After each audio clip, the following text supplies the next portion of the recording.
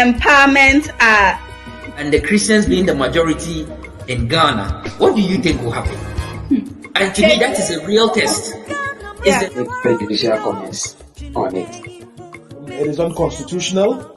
If you look at Article 21C of the Constitution, it gives every Ghanaian an opportunity to practice their religion. Why am I saying this? I'm going to use my life experience as an example. Before I decided to enter into SRC, COVID is very important. HIV is equally important. Agencies must do a lot. And Ministry of Gender.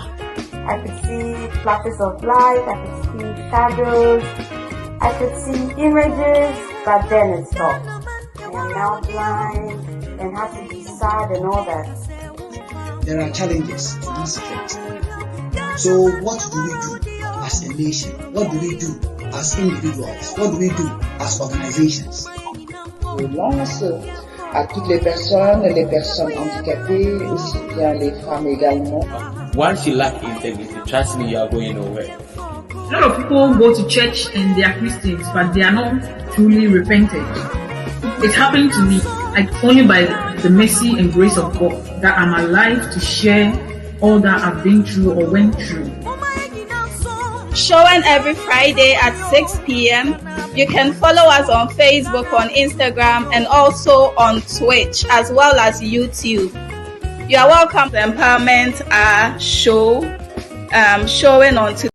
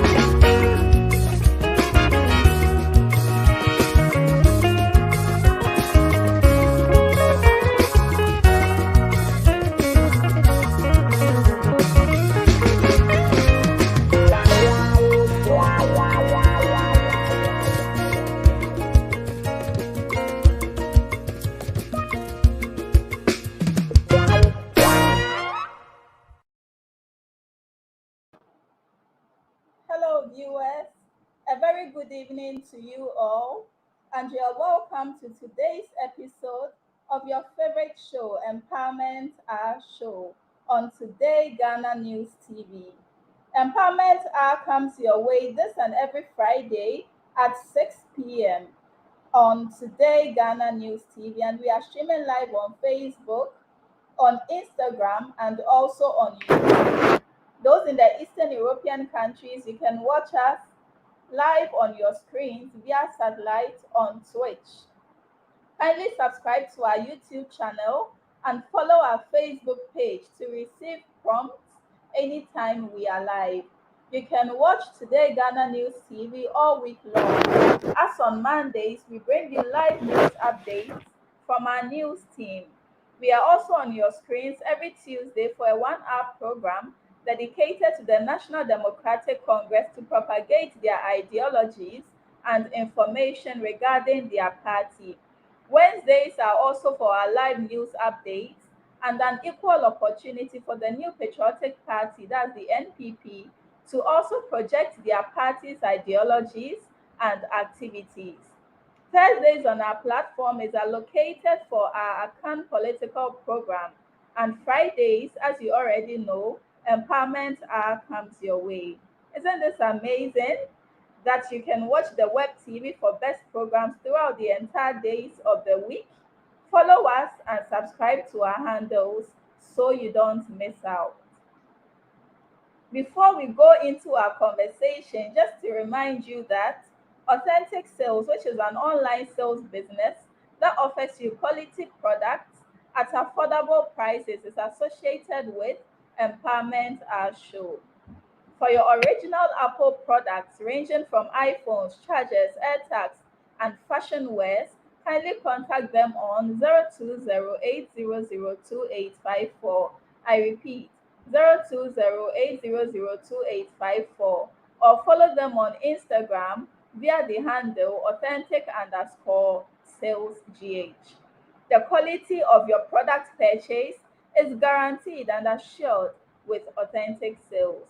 All right, so thanks to Taylor the Cobbler as well for great deals and instant deliveries on your quality shoes, leather clutches, and bags. Do not hesitate to reach out to them on 0279214846 or on Instagram, Thailand_the_cobbler.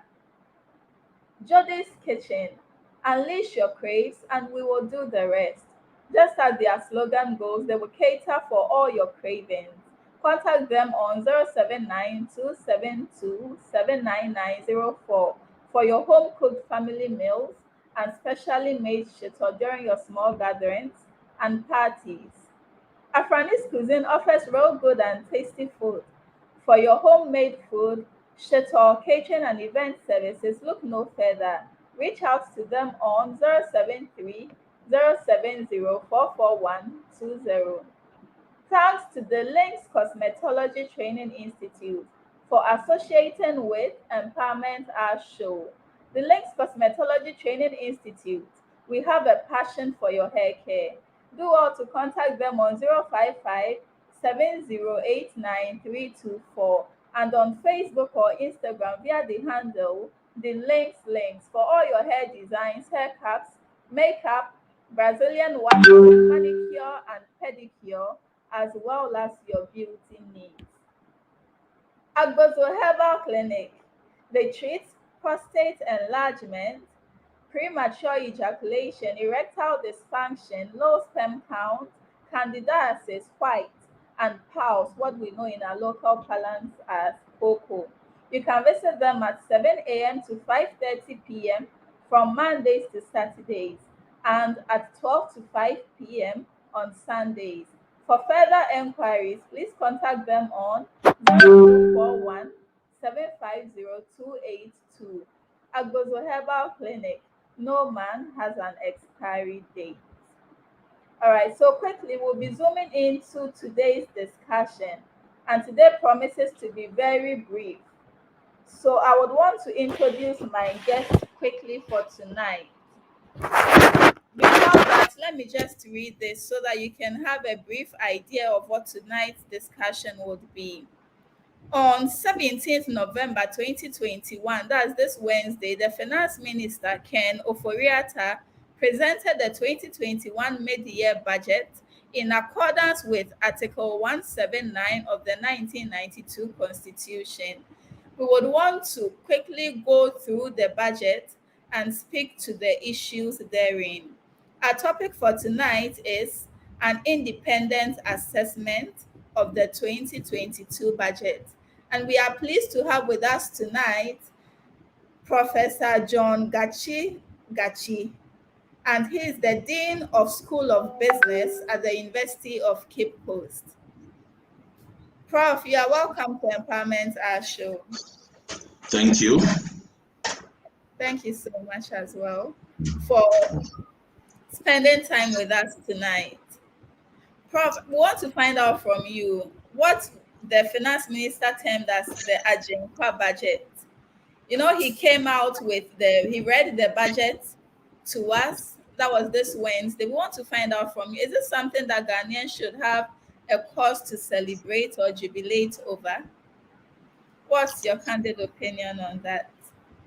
Well, I think normally we don't celebrate budgets because budget is supposed to be a reflection of what we want the country to look like in the coming year by projecting the revenue that we need to do so and the expenditure that we need to incur to ensure that we achieve what we want to do for ourselves in the next fiscal year.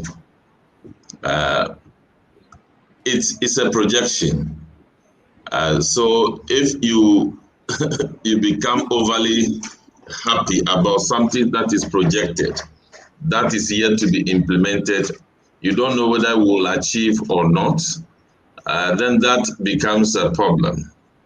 If you look at the 2021 budget, goods and services, which is supposed to be things that the public institutions use to deliver their services to the nation, to businesses and to individuals, was just around 40% short in terms of the implementation. What it means is that most ministries, departments, and agencies were not able to receive their disbursement to buy goods and services for their activities, which means their efficiency level will not be matched to their expectation. They will not be able to do a lot of things to benefit people who interface with them.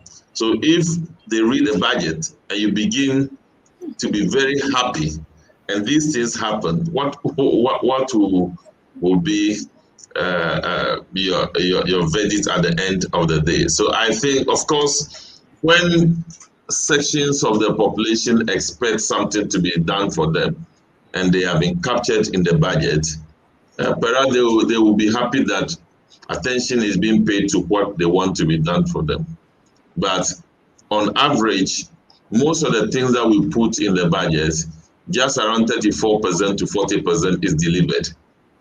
So the fact that something is indicated in the budget does not necessarily mean that it will be delivered. Then the budget too, it has expenditure framework and revenue framework. In addition to that, it also has a policy dimension. So some of the issues that are being discussed, they are things that will not be actually done in 2022. They are just framework that the government would like to follow. Maybe only feasibility study will be done in 2022. And people who do not appreciate this would think that perhaps something will be done for them in 2022, when in reality, it is then that they will start drawings, they start developing plans as to how they will implement that aspect of the budget. So we need to appreciate this views about the budget. Thank you so much, Prof. Thank you for that information. So we also want to find out from you, when the Minister of Finance read the budget, he stated emphatically that we are managing Ghana's finances with discipline and competence. What is your take on that? Would you say indeed they are managing the affairs of Ghana or the finances of Ghana with such discipline and competence as he claims, or you think otherwise? Well, how an economy is managed is subjected to various tests.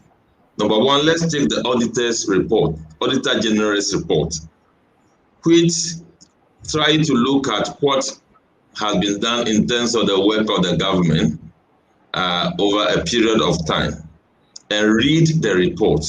When you read the report, you cannot agree with the finance minister, because the auditor's report shows that there is gross mismanagement in certain areas, there is misapplication of funds in certain areas. There are projects that we started, we borrow money to engage in those projects, we have not done them. And as we speak, there is a minister who is even asking for clarification about a Sipon stadium. And he is saying that he is the minister, sorry, he is the MP for the area. You have indicated ABCD about that problem. I'm not aware. I want information to also be sure that it is done. So you can't just take the minister's words. We need to subject those things to the type of audit report that we are reading. That is what I think we should do. So saying in Parliament that we have done this and we are keeping the pace of the country clean and we are doing what is required of us is not enough. But that is why from time to time the Auditor General audits the accounts of government and come out with an opinion, and the opinion does not support what the minister is saying. But that does not mean that the minister is scoring zero or the government is scoring zero. That's not what it means. But what I'm trying to say is that the score that the minister is giving to himself and his government is not what the Auditor General's report gives us. Okay. Thank you so much, Prof. So moving on to what has become the topic of the day, that's the mobile money, the e-transaction deductions. We want to find out from you, what is your take on it? Do you think it's feasible? Do you think it's right? Looking at the economic indicators and the socioeconomic status of Ghanaians, do you think putting how should I even put it? Do you think placing a particular amount on mobile money or e-transactions is a feasible thing and the right thing to do as a government? Well, I think the duty of government includes identifying emerging sources of revenue. And these emerging sources you have economic value. So the question we ask ourselves is that our engagement in electronic transactions, including mobile money transfers, etc., over the years. In fact, we have been doing electronic transactions more than 10 years in this country. We have been doing mobile money transfers for a long time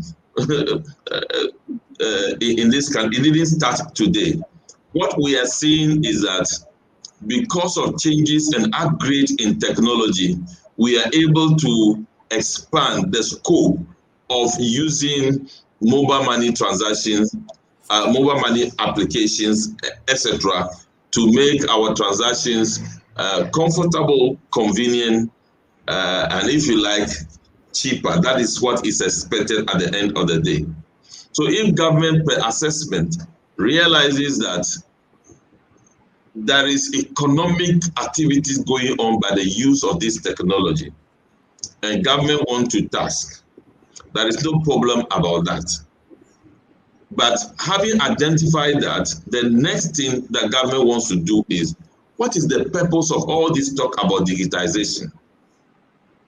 Is the purpose to bring the people up to this level to task?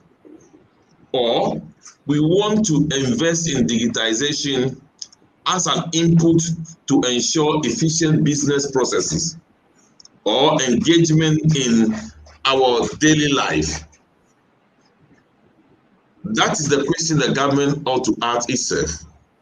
Now, even if you want to task mobile, you want to introduce levy, the question again is, the government will have to look at how much is expected to raise, and how that expectation will negatively affect the livelihood of the people. So is it the case that we select certain transactions that will attract some levy? Or is it the case that we are already paying charges on mobile money transactions? Is it the case that we increase those charges by 5 pesos, or by 50 pesos, or by 80 pesos, or 1 cedi, and that goes to government? So these are all the things that government will have to look at. But the way it has been applied, it means that it's actually showing that people are negatively going to be affected. So the idea of taxing an emerging area is not a problem, but the scope that the tax is covering create problem for Ghanaians. And as you are aware, as of today, some people have started withdrawing from their Momo account to avoid, because the way the government behaved yesterday, that the total estimate projection that they make in the budget, those things were supposed to be discussed by Parliament and approved for implementation 1st January. But government went ahead to say that the implementation is immediate. So people thought maybe this mobile money tax will also be immediate. So they start withdrawing their account, which means they are sensitive to that tax. So the sensitivity is showing in the expression of the people. The mobile money vendors are complaining about it. And people who do business, there are people who are in Techima and their customers are in Accra. Yeah. So what they do nowadays is that they send the money from Accra and they send the goods later on. What we are trying to say is that if you are sending about 20,000 Ghana cedis, 500,000 Ghana cedis to your customer up north, you are going to pay 1.75% on that transaction. If that person is keeping proper account, he will be paying. If the person is, let's say, is operating in Abosokai, that person will be paying a 3% VAT on the transaction that he has engaged in. Then he's now going to pay 1.75% on the transfer of money he's paying on that transaction. That can be double burden on business people, and it can also be double burden on individuals. And I made a point today that what we are doing now, that the tax is just having multiplier effect on the same money. So if today your mother calls you that I need money, and your mother, let's say you are living in Cape Coast and your mother is living in Tamale, and your mother is sick and decided to buy some medicine, and you are supposed to transfer 500 Ghana cedis, you'll be paying 1.75% on that transaction. And assuming your mother received that money, and because of digitization, he wants to send the money to the pharmacies so that somebody will bring the drugs to him or to her in the house. What it means is that the moment your mother transfer the 500 Ghana cedis or 400 Ghana cedis out of that to the pharmacies, she is also going to pay another money. And so I believe that even though mobile money transactions, e-transactions, they are emerging areas within our economy, the scope should have been watched and it should have been selected transactions that will come under this task to meet the revenue as needs of government and also to be sensitive to hardship of the citizens. So that is what I want to say. I wouldn't want to say it is wrong, it is right, but I believe there are better ways of doing what has been done. Thank you so much, Prof, for that. We want to follow up with this question regarding the immediate effect at which the introduction of the abolishment of tolls took place. Do you think it's appropriate? Shouldn't Parliament have approved this budget before any action was taken? Okay, what normally happens in taxation strategy for government is that, you see, no government actually remove taxes. What governments do is to see, if I remove this thing here, can I gain from another tax which is in existence, or can I introduce something that will cater for what I'm removing? That was the strategy government was doing. But it seems to me that the strategy is such that government want people to feel the effect because people were reacting negatively to the benchmark value that are being reversed. People were actually not happy about the e-levy. People were not happy about the 15% charges that were coming. So all this portfolio of revenue measures that will be putting challenges on government, on citizens, were such that the government wanted to show them that, after all, I've done something great to you, and that made government to commit that blunder. It was uncalled for, but government felt that, let me show the people that I am giving up something in your favor. So feel it right now, and actually backfire against the lawmakers and also against logic. Because government was trying to show that what the citizens need most is removal of toll, but that is not what they need. What the people need is reduction in fuel prices. What they need is access to good jobs. What the people need is that the depreciation of the city should be stable so that price development will come down. What the people need is that the people have realized that not too long ago, our inflation was around 7.4%. But all of a sudden, the inflation is now 11%, mimicking or, reflecting upward development in prices, both for food prices and non-food prices. These are the things that the people need. The people actually need their roads to be fixed. The people actually want the hospitals, which have been built about 5 years ago, only for government to operationalize them. Is not operationalizing. Those are the things that people need. But government got it all wrong by thinking that removal of the tools is the greatest need of the people.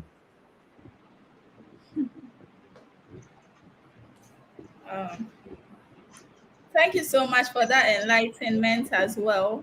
Would want to proceed and ask you that with regards to this same 1.75% tax on our e-transaction, with what we are seeing online or from the budget, it looks as though it's a strategy or an attempt to widen the tax net of the country and roping the informal sector. Don't you think this intervention or this new policy is rather crippling the poor and then rather making the rich richer? Won't it have a negative toll on the poor than on the rich? Yeah, I think the poor is always at the receiving end of some of these things. So definitely the poor will be burdened.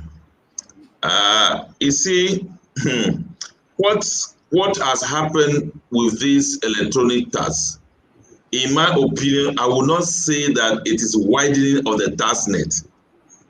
Okay. Merely widening of the tax net. You see, as for indirect tax, when it is operational, there is nothing like widening it to cover a lot of people, because government has studied and know that, look, we cling to our phones. We are now very used to electronic or transactions, just like the talk time or the communication task that was introduced. Government realized that we were talking. Sometimes friends talk more than 2 hours on the phone. So if that is the case, if I put something small, they will not stop talking. They will still talk, but I will get that money. We call it inelastic consumption or inelastic demand. Government has also realized that, look, people don't want to travel to send money. Gone were the days that every month or every quarter you travel to your parent, and the main purpose is to go and give them money. But now you don't need to travel. So government knows that whether I put tax on it or not, the people will still use these transactions or engage in these transactions. So that is why government is doing that. That is different from where we are thinking that some people have not been captured. It is when we are talking about direct taxes, mainly, that is where a lot of people have not been captured, and we are widening the taxes. Of course, we are widening the amount of revenue we can get from different sources, but we need to go beyond and engage in those who are into direct activity, who are running businesses that the tax system does not know, and for that matter, they don't pay direct taxes. We need to showcase our strength in terms of the era of digitization to be able to get all these people to contribute to our tax revenue. So we shouldn't stand behind this. This is so easy. It's so easy. It's different from, I have a project. Somebody comes to work for me by day. Let's say 150 per day. I pay him on site. At the end of the day, get your 150, you are gone. We are not capturing that. So we should be able to capture those things. Then we can say that properly we are widening the tax net. So the point I'm making is that this is an easy area which we call the low-hanging fruit. That's what government is speaking. They don't like who they will transfer money. Of course, immediately when the tax starts operating, you will see people will be reacting. Why do I say so? You know, when you are sending 50 Ghana cedis to somebody in payment for a service or something, you normally hear Ghanaians tell you, please add the charge. Yeah. Add the charge. So what it means, yes, what it means again, that people will show some sensitivity to it. Don't think that it is small. No, it is not. People will show sensitivity to it. You know, we are applying this in across board. People are using it to pay hospital bills, especially private schools at the basic level are using it to pay school fees, etc. So, etc. In fact, when you go to certain funerals today, they are using mobile money to collect funeral donations. So what it means that morally, we are going to pay taxes on some of this, paying hospital bill too, you are going to pay taxes on it. So that is what it is. This is a low-hanging fruit that government decided to pluck. But the main issue we are facing is how we can use technology to track people who have property and they are not paying property tax. People who collect the taxes on behalf of government, but they are not accountable. People who engage in economic activities, but our tax system cannot identify them, recognize them, and tax them to contribute. Look, if somebody is taking 150 per day, working for somebody on the site for 10 days, that is about 1,500 Ghana cedis. Am I right? That's true. But do you know that there are people working in formalized private sector and the government sector who are earning a little below 1,500, but they are paying their taxes religiously? Mm-hmm. So when we are talking about widening of tax net, we should think broadly and not because we are taking the low-hanging fruit and we conclude that we have widened the tax. Yes, more revenue will come, but the problem that has been there all this while is still there. Wow. Thank you so much. That was very informational. And also would want to find out from you. I'm sure you've already come across it. Our communications minister, Eslowusu, made a statement and she said, any Ghanaian transferring over 100 cedis is no longer poor and must be taxed. Do you think this is a right statement? Because can you actually classify one's status, financial status, based on the fact that he or she is transferring an amount of 100 cedis? What I know is that as part of government strategy, anytime policy statements are made, whether tax policy, etc., that are sensitive to the people, they cite their spokespersons, their communicators, how to talk to the public, so that the public will accept. This is the time that government will keep on speaking about the need for extra revenue by showcasing what they have been using revenue for. Exactly. By letting people know that they are very empathetic towards them, but we all need to sacrifice to raise the revenue. By showcasing that when you buy a bus card at the beginning of the month, let's say in the city of Accra, you can use that card for public bus system from the beginning of the month to the end of the month. That when you want to move from Dansoma to Techi, all you need to know is to check on your phone when the next available bus will be at your station. You moving. That is what we call efficient public transport system. When people see those things regarding what you use the previous revenue for, even if it is too sensitive to them, and you are empathetic towards the people will accede to what you are preaching to them. But when you believe that you have become so big that you can just speak to the people anyhow, that is not good, and that is not acceptable. We shouldn't encourage that.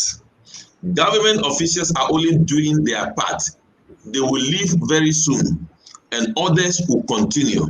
The best we can get from them is understand the public, be empathetic toward the public, and also respect for the public. We all know the definition by poverty by UN. So if you are below a certain dollar, in fact, endemic poverty, they say when you are below $2, okay, then you are in poverty. There are many people. Every year, 100,000 of graduates graduate from our tertiary institutions. Majority of them, it takes them 3 to 4 years before they get sound jobs. Over 100,000 people that the government claim are on NAPCO. They are earning around 700 Ghana cedis. And for some people, two-thirds of that money goes into transport. And some of them will have to be begging even to finish the month. Then you look at these people and say anybody who is transferring 100 Ghana cedi is not poor. That is arrogance, and we shouldn't encourage that.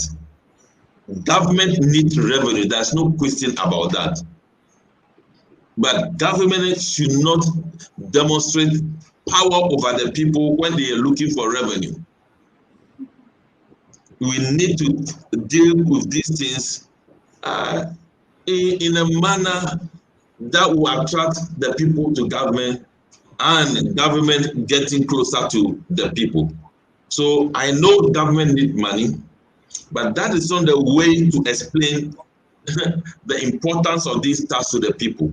It is by appealing to the people that I need to do, or I have done A, B, C, D for you. I need more money to do more for you. But why the people are not seeing, the people realize that every year when it rains, their children cannot go to school. And for 5 years, those things are not fixed. The people are aware that water are for them as if they are not part of Ghana and they are not getting access to clean water. As for them as if they are not part of Ghana, their chief compounds cannot be opened for them to use. And you want that person to pay taxes when you transfer money. In fact, some of them toil before they can transfer 100 Ghana cedis to whoever they are transferring the money to. You don't speak to them like that. Thank you so much for emphasizing on that. And I mean, no wonder a lot of people are actually lambasting her for such statements, and they consider it as very unfortunate and terrible. Thank you. I would want to read a few comments that have come through, and then we would proceed with a few questions that we have, and then we'll call it a night. So this from Wise Fight Amasaman, and he says, watching you live from the United States of Amasaman. Thank you, Wise, for consistently joining us from the United States of Amasaman. So this from VIS Ghana, and they are saying, wonderful personality on this show. Thank you, VIS. Mutali Amos says, I'm watching live from Kampala, Uganda. Thank you, Mutali Amos. Patience Dako says, good morning, Ohenewa. Okay, I think where she's from, it's morning there, so we can understand. And she says, and Prof Gatsi, I'm watching you live from Hamburg, Germany. Prof, I have a prophecy for you. I can see you becoming a vice president of Ghana to a female president, and later you being the president of the land. From this from Patience, I could see you. Amen to that. That's you. Okay, and Kofi Efa, that of Kofi Efa is gone. Okay, Eunice Ashon says, watching you live from Accra. Alex So says, good job, with a clapping emoji. Bennett Kunedu comes in to say, Prof simplified the budget. Great job, Prof. Thank you, Bennett. All right, so I think we are done with the comments for now. So we'd want to proceed with a few questions that we have before we call it a night. So, Prof, please, from the budget, it was indicated that 1 million jobs are to be created under a newly introduced initiative. That is that you start with a seed capital of $1 billion. Would you rather advise government to focus on strengthening the NAPCO initiative or proceed with this initiative, which is the You Start initiative? Well, I think when it comes to initiatives to create jobs and to empower young people to create jobs, it's a matter that should take a national dimension and not political dimension. Precisely. Because when NDC was in power, they tried several initiatives to empower the young people, bring on board skill development for young people, but we didn't end the unemployment challenges. When MPP came, it came with NAPCO, and we thought that the unemployment for graduates is gone, not knowing we are only postponing a hazard for ourselves. And now it is almost exploding on our face, and which tells me that all these kind of things, mentioning things in budget and not going by it, is not the way forward. Can we have a national conversation about the way forward, including the young people themselves, government officials, the opposition, our parliamentarians, our civil society groups, business people, come out with an idea as to how we want to tackle this. We are forgetting that. So somebody come and say, well, I put $10 million in the budget and I will use that to empower the young people.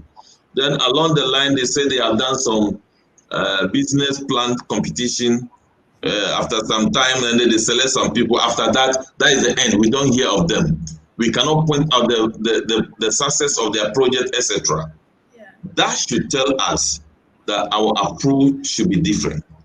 In 2021 budget, government mentioned huge sum of money for entrepreneurship.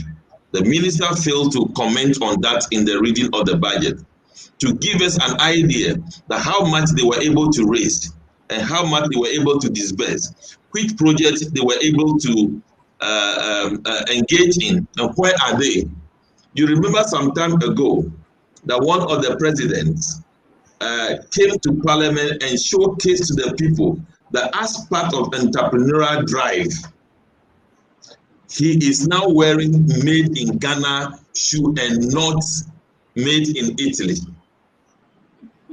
showcasing the project. But can we go back to those projects that they are expanding or they are folded up?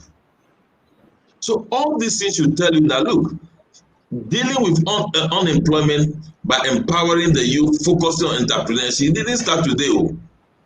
I just told you how one president did it, and he even brought the true act of that to parliament to showcase. So it's not today's affair, but it is not working. Now, the second thing that if you want to empower people for entrepreneurship, is unless you are talking about trading, that people should just engage in trading. Then they can go and take the loan you are talking about, go and buy things and start selling. If they're able to manage themselves well, they can stand afloat. But if you want people to bring their ideas, shape those ideas from what we call the seed stage, some of them will involve research, etc. Then subject those ideas to verification and other things to see whether those ideas at the end of the day will end up in creating marketable products and services that will be available. Then we are talking about different things. And we don't use bank loan to do that. We use what we call venture funds to do that. In Germany, we need to know how they are supporting their entrepreneurs. Go to Israel, go to Singapore, Malaysia, and see how they have structured the support for young entrepreneurs. It's quite different from what we are doing. And again, in Ghana, we think that budget allocation is equal to budget disbursement. So the moment the thing has been mentioned in the budget, especially if your party is in power, can you see how we are moving the youth front? That is not how it is done. So if you go to Israel, if you go to Singapore and many other countries, they have venture funds under the control of government, venture funds promoted by the private sector, venture funds promoted by NGOs, venture funds promoted by religious bodies, and these are decentralized into regions, into districts, and then we have national one, providing proximity and for supporting regional and district level economic activity. Have you seen that the budget presented on Wednesday indicated that 89% of tax revenue is contributed by Greater Accra region, and the second one is supposed to be Ashanti region, and it is 2.4%. What does that tell you? If we believe that tax revenue is based on economic activity, then it means that all the economic activities are being concentrated in Greater Accra. And that is exactly what we are doing. How many incubation centers do we have across the country to support entrepreneurship? And we go and just let people know how to prepare, what do you call it? A business plan. You see, who told you that the 100,000 graduates, all of them want to be entrepreneurs? Who even told you that thing? Exactly. That you want to spend money on that? How do we scientifically select people among the 100,000 class into the entrepreneurial bracket to support? We don't have any blueprint for that. We take some young people who themselves have not established businesses, that they are the one managing these things. So you see, the way we are going about this thing is not, it's this particular thing is not for one particular government. We are not just doing the right thing. That is why I was talking about a national platform to develop a program to address this entrepreneurship. So everywhere, in every university, everywhere we are teaching entrepreneurship. What we are doing is entrepreneurial orientation, which is important, but that is not the way to create. That is not the way to create entrepreneurs. So we need to come back to how these things are done elsewhere, and we do it.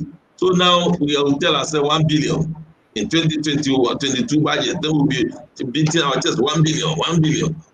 At the end of the day, we may not raise that 1 billion. 2021, we stated big money inside, we couldn't raise it. 2022, we are doing the same thing. We are in Ghana. We say some people should go into skills training. Some of them will be sewing. Is that not so? Sure. But we say that we support African fabric or Ghanaian fabric only on Friday. So why the market? So we ourselves should have to decolonize ourselves, create market for the things, etc. If we don't do that, all this talk about entrepreneurship is just a convenience way of trying to create a picture as if there is somewhere that the people are going. Let us face the reality. Thank you so much, Prof. That reminds me of the recent statement that was made that the government payroll is full, and so the youth should find something else doing. It's just pathetic. You know, if that thing is stated in some other country, by now the minister would have resigned. Because you can't say that. So you have come to the end of the road. They say, now I'm giving up. Yeah. We can't do anything for you. Then go for somebody to come. In any case, the public sector is not choked. What the public sector is facing is the revenue to pay people when they engage them to work. That is why they introduce what we call financial clearance. So yes, the jobs are there, but before we take you, we want to clear you. What it means that we want to be sure that we have money to pay you before we employ you. It does not mean that the spaces are not there. They are there, abundant. If you do need assessment, do you know the number of teachers we need right now? Do you even know the number of teachers who die during the year? That must be replaced. The number of teachers who resign, that must be replaced. The new schools that have been built, that need teachers. So public sector is not choked. What is the challenge is that we don't have the money to pay the people to come and work.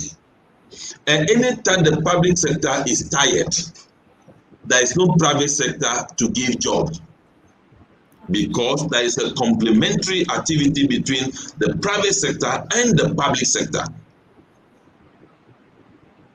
So the private sector is not a field of magicians.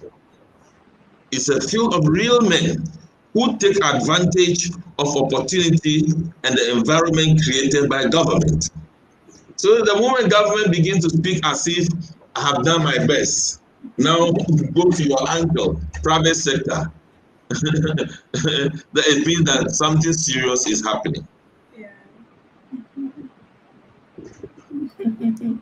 Thank you so much, Prof. Also, within the budget, we realized that it was captured that a 2-year tax relief will be given to textile manufacturers. What's your take on that? Comparing it to the free water and the other freebies that the government gave during this pandemic. A lot of people think it's one of those promises, those empty promises in quote. Is it feasible, and would it really have any effect on our um on our budget or on us as a nation? Well, I can't tell whether that is the main challenge facing textile manufacturers. Exactly. Textile manufacturers, the problem facing them is pirating. Let me even use the word counterfeiting of their designs and the rest. Even the market architecture, the protection of the market for them. Those are the main challenges facing our textile manufacturers in Ghana. As for tax holidays, that is given if the person does not produce and sell and make revenue, and you say don't pay tax, it doesn't have any effect on the person. Exactly.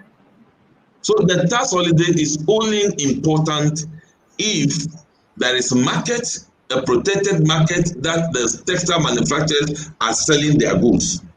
They are selling their textile. That is when it will be beneficial. So I feel that the main problem is there. We need to focus on the main problem, the market. That is the key thing. The competition, the competition they are facing, that is the issue. Somebody is manufacturing textile here, but before you realize, somebody take the same sample to China. Within 1 week, it is produced at a cheaper cost and is brought. These are the real challenges facing the textile industry that I think we need to address. Okay. Thank you so much, Prof. I think I saw a question from Champion Page, one of our okay, and he says, why there is no money to pay workers? Why I say he's asking why there's not enough money to pay workers. Well, I don't know. I think what I said is that it is not that we don't have space to employ people. For example, we have now 16 regions. That 16 region itself is employment on its own.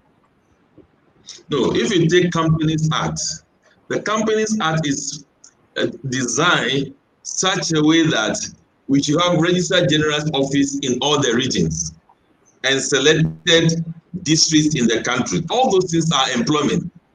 But if you want to implement all those things, the question is, do you have the revenue so that at the end of the day, they can be paid? That is the point I was making. Because I didn't say that they are not paying workers. I didn't say that.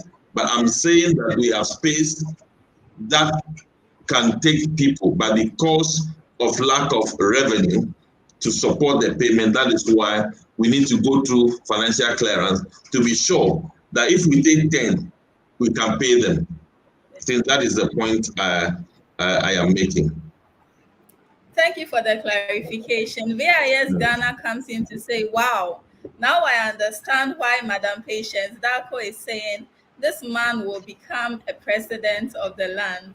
The man is very loaded with ideas. I'm watching you from Edu Chrome, Ekiapim. Thank you, VIS Ghana. All right. So very soon we'll be coming to an end of today's discussion, but then I think I have a few more questions, about 1 or 2 questions, and then we'll call it a night. Prof, we want to find out from you.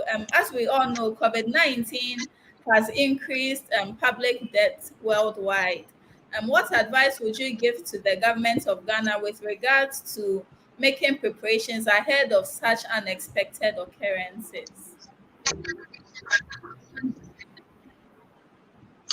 Well, I think when COVID started, it opened our eyes that we need a different kind of strategic investment in our health infrastructure and health personnel and strategic health research centers, like what we have in the US and the rest. And I believe some work has started, but that will not be enough for the country. So more of such things should be done so that when some of these things occur in the future, we will be able to deal with them as fast as possible. So that's what I can say about that. But when you come to debt, these are factual data available. You recall, and I'm not saying that COVID-19 did not devastate any economy in the world. COVID-19 disrupted economic activities across the world. It limited the functioning of supply chain industry across the world. In fact, it restricted people and created psychological problem for some households. We know that. As we speak, there are many countries in the world that have locked their land borders over a year now. Ghana is an example, which has put some burden on those who are living in border towns. They are supposed to be crossing the border on daily basis to work and make their living. So they have been going through this challenge over years, over more than a year because of COVID. But see, when you look at our what we call the macro fiscal data of our country, it shows, and this was the data that government presented to the IMF when we were looking for $1 billion for COVID purposes. And the data shows that our deficit was 7.5% of GDP. And it was 2.5% above the limit of our Fiscal Responsibility Act. Our debt level, we have been crying about our debt level especially from 2018. What we did in 2018 is to do what we call rebasing of the economy to accommodate the debt to GDP. In 2017 or 2018, we were paying about $19 billion per year as interest on loan.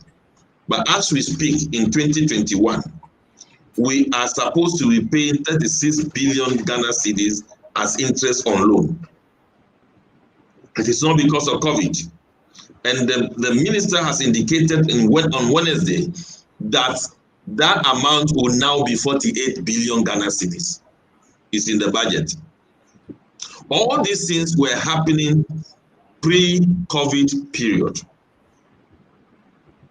So, if you tell me, in fact, before our first lockdown, we went to the bond market to raise about $2 billion. And we were happy that we raised $2 billion around February. No COVID at that time. So we need to distinguish between COVID borrowing and non-COVID borrowing. Bear in mind that 2020 was an election year, and the discipline about spending money anyhow was very clear and visible across the country. So you can't tell me that our debt level is only occasioned by COVID. COVID definitely, yes, but it could have been lower than what we are experiencing. I didn't know because of the political season we entered, by which government want to do everything possible to win power. All the money that we spend have been budgeted for. There was a separate budget for COVID. All parliamentarians came together and they agreed without fighting. Now look, go and take $1 billion from IMF. take $290 million from stabilization from oil money, set up COVID-19 trust fund, take some money from Ghanaians and corporate entities. All those things were done to cater for those things. As we speak, the IMF stated in its executive summary of its visit to Ghana, we call it Article 4 visit to Ghana, that government of Ghana should do COVID-19 expenditure audit. It has not been done up to today. So I don't agree that our debt level is only occasioned by COVID, that we were borrowing low and because of COVID we borrow a lot. You know, the president told us that in 2020 June, July, that because of what he has come to understand about health infrastructure, we are going to put up 88 hospitals. So if you borrow because of 88 hospitals, where are the 88? We couldn't do it in 2021. We made it in 111. We couldn't do it. We have brought it to 2022. Obantapa and all those things, we brought them back to 2022. We don't have to blame everything on COVID. We were ourselves, we violated our our fiscal responsibility rules before COVID, and we abandoned it as required by our public financial management laws, that in times like this we can abandon our fiscal responsibility rules over a period of time. So that is my position about our debt. Thank you so much. I was going to have asked you that because considering the revenue and expenditure targets of Ghana and juxtaposing it with the usual trend of the country always having a budget deficit, I mean, a lot of Ghanaians are wondering, I don't know when we've been able to actually have a budget surplus as a country. So it's just worrying. It's just worrying. Thank you for clarifying that. I don't know if you have anything to say with regards to that. Yes. You see, budget deficit, balanced budget, or surplus budget should be a reflection of the needs of the people. That is why even in the European Union, they agree that there can be up to a maximum of 3% budget deficit. In West Africa, we believe that we should have up to about 5% budget deficit. Why? Because your people will need certain critical things that you may not be able to have the money to do it, but they also need it at that period.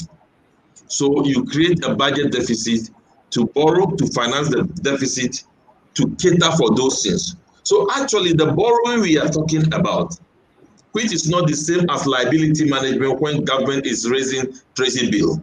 The borrowing we are talking about is supposed to be monies for investment in public infrastructure. But that is not the case all the time. So I can tell you that I do not foresee in the next 5 years that we are going to run a balanced budget in the country, because that will not be a reflection about the housing deficit, about water, potable water deficit to many communities. That is not going to be a reflection of deficit in good roads in our community. That will not be a reflection of putting up new strategic health facilities across the country. So the deficit budget is supposed to be a reflection of taking care of the critical needs, especially the infrastructure needs of our economy. So when we are taking debt and we are not seeing such infrastructure coming up in the critical sector that we're talking about, then it's a challenge we need to continuously question. Well noted, Prof. Thank you so much.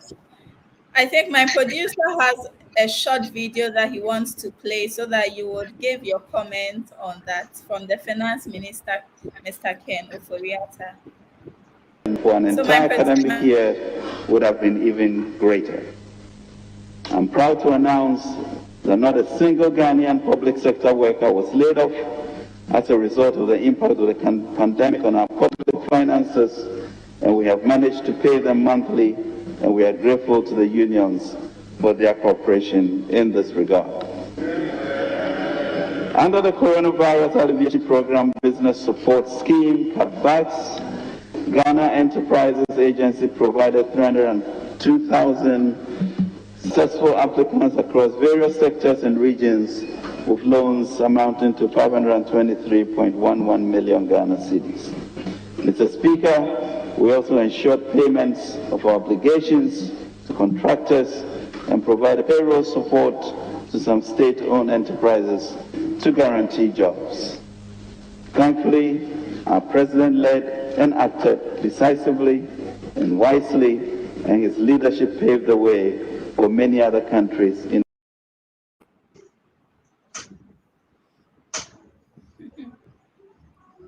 Hello? Hello, Prof. You see, when you look at the COVID-19 management, there was a roadmap and a blueprint as to how COVID-19 should be managed within the framework of national governance. And the finance minister cannot mention any one country, even in West Africa, that as part of COVID-19, they have laid off workers in the public sector. Of course, as a government, they could have come out and said that we have challenges, we want to lay off people. They didn't do that. That is good. But we shouldn't amplify that as if that was what was happening in other countries. It is we who decided to keep our public sector workers. It was not part of the package for COVID. That's where IMF, World Bank, and the rest are supporting countries to manage COVID-19. That's why IMF gave us 1 billion Ghana cedis without interest, and payment of that 1 billion will start after 5 years.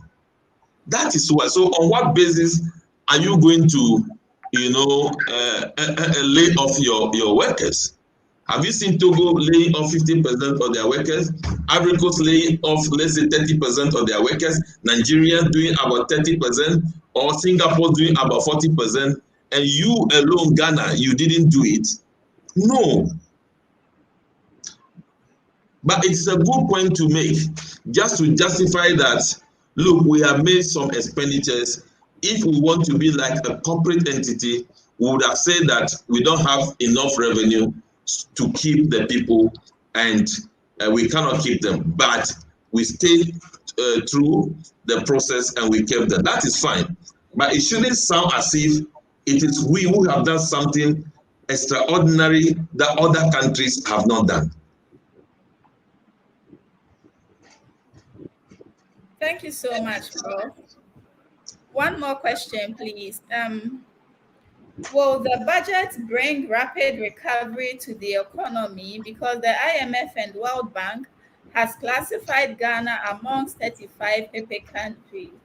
And if the budget is approved, what will be the impact on the citizens?